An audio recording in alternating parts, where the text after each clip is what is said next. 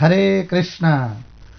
तो ये दिव्य स्थान श्रीमद् भगवद गीता का प्राकट्य स्थल श्री ज्योतिसर धाम है।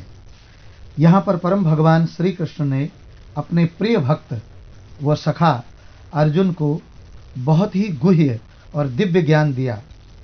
कहा जाता है यह ज्ञान उन्होंने 45 मिनट में मोक्षदा एकादशी मार्गशीर्ष 11 मतलब आज के दिन ही 5000 वर्ष पहले दिया था।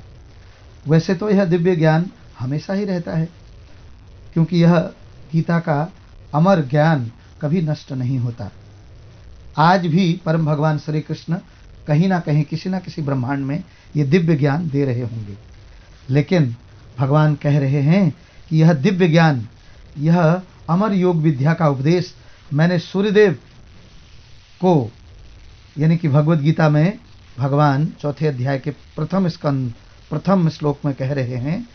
क्या कह रहे हैं? श्री भगवान उवाच इमं विवस्ते योगम प्रोक्तवान हम अव्ययम विवस्वान मनवे प्राहम मनुरिक्ष्वांक अब्रवीवित्य।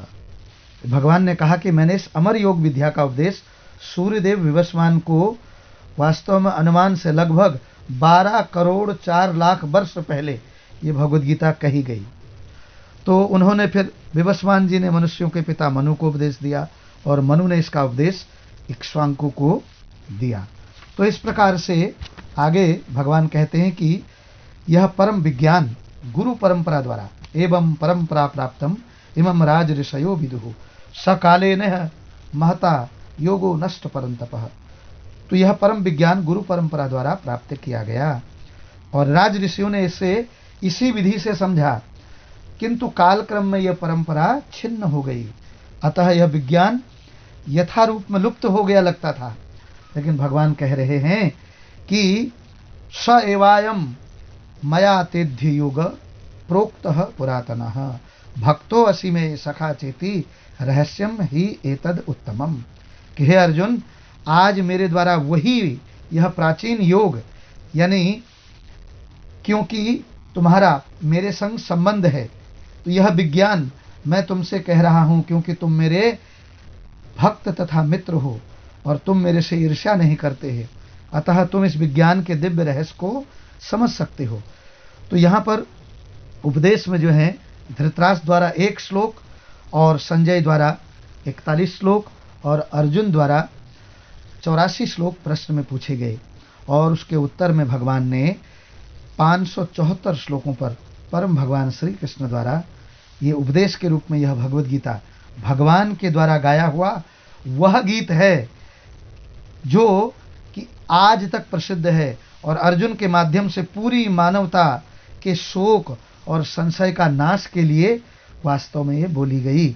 इसीलिए जिस भी स्थान पर भगवद गीता की पुस्तक रहती है और उसका नित्य पाठ होता है, कैसे विधि पूर्वक आदर पूर्वक, तो भगवान क्या कहते हैं, इस जिस घर में भी गीता की पूजा होती है वहाँ पर किसी भी प्रकार के अभिश्राप श्राप के कष्ट प्रवेश नहीं करते हैं। और पृथ्वी के सभी तत्र सर्वाणि तीर्थानि प्रयागादिनि भूतले, पृथ्वी के आदि समस्त तीर्थ पवित्र नदियाँ उस जगह पर निवास करते हैं, क्योंकि इस वाणी में और भगवान में कोई भी अंतर नहीं है।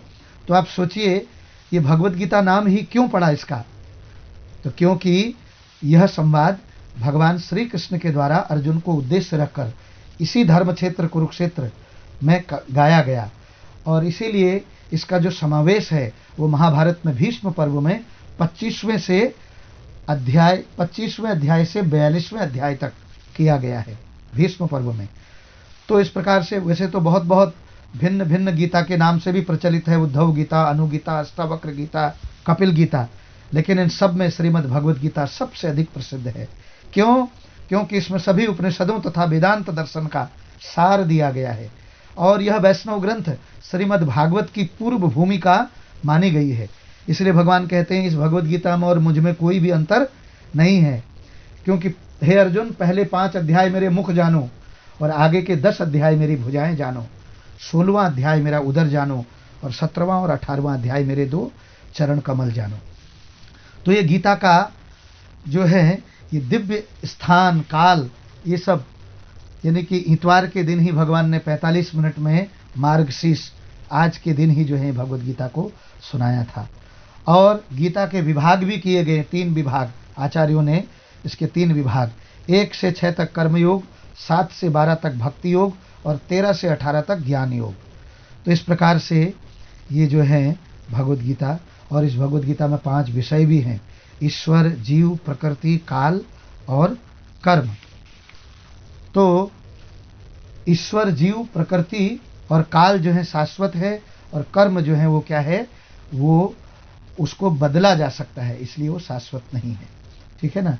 तो गीता समझने के लिए भी योग्यता क्या है कि आप ये जानें कि श्री कृष्ण ही परम पूर्ण पुरुषोत्तम भगवान हैं, तभी हम गीता की आत्मा में प्रवेश कर सकते हैं।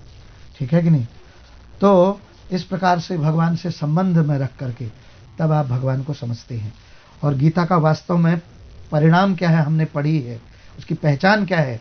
अर्जुन 18वें अध्याय के 73वें श्लोक में कहते हैं, हे प्रभु मेरा नष्ट मोहम स्मृति लब्धवा, मेरा मोह नष्ट हो चुका है, अब मेरे को स्मृति प्राप्त हो गई है, अब आप जैसा कहेंगे वैसा ही मैं करूंगा।